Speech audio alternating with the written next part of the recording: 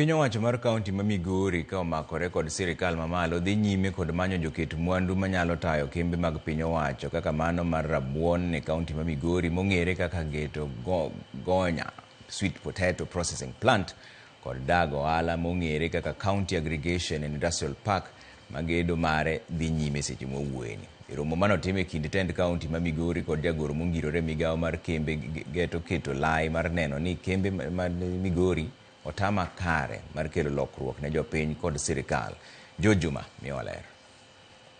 Piny owacho mar Kenya keto maine gero kembe kaka yo achiel mar chuogo tije kod loso mwandu mopogore opogore e pacho kae. Moko kuom kembe ma oseger kod piny owacho ka otenore kod piny owacho ma counties ma oting'o kaunti ma Migori higni mathoth koro pok ochako tich.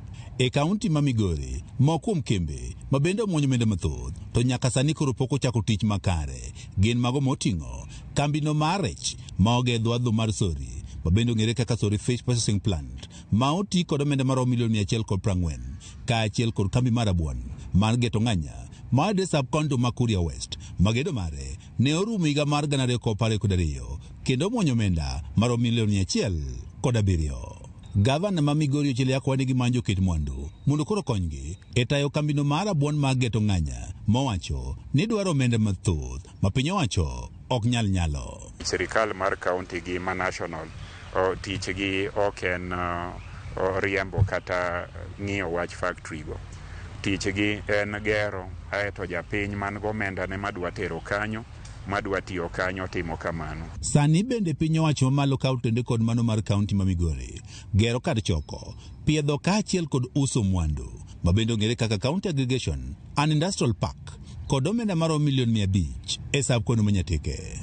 Penjo maduong' en ikruok mage ma iketo kod piny owacho mane kembegi koro tiyo makare. Jagoro maduong' e migawono mang'eyo wechego mag kembe Dr. Juma Mukwana mane otimo limbe ne gavana ma Migori ochele yako wach ni piny owacho ng'iyo joket mwandu madhi konyo e tayo kembego mag piny owacho ma oting'o mano mag County Aggregation and Industrial Park ma sani osechak gero e kaunti 18 e piny Kenya mangima ma oting'o kaunti ma Migori. So far the national government has put in 116 million.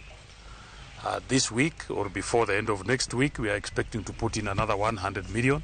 Our target is to finish completion by 30th of June 2025 and hopefully have it operationalized before the end of the year. Mukwana wacho negi dhi nyime kod neno niko gido joket mwandu mabende koro nyalo konyo e tayo kembegi. We don't want to wait for it to be completed before we can bring in investors.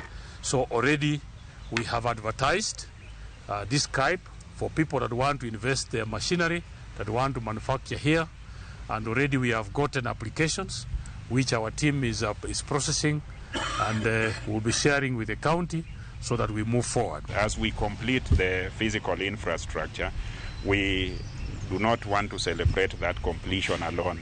We want to complete it and having operationalized possibly by the end of this year. Gavana ma Migori chile yako wacho ni piny owacho onge kod nyalo maber mar tayo kembe ka ipimo kod joket mwandu moko. What is obtaining in Geto Nganya is a situation where decisions are not made as quickly as they ought to be made by people who make it the way the private sector ought to make it. Piny owacho mamalo kaachiel kod mano ma kaunti Migori wach ne giketo okenge mane joket mwandu mayudore e kor gwenge kata counties bende koro mi thuolo mar tayo kembegi mag piny owacho.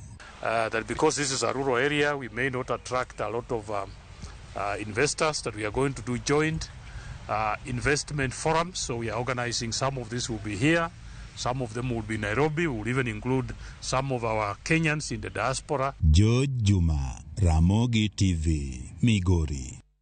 Jopiny makwan gi ohingo 200 e gwenge mag Kaksingri Sindo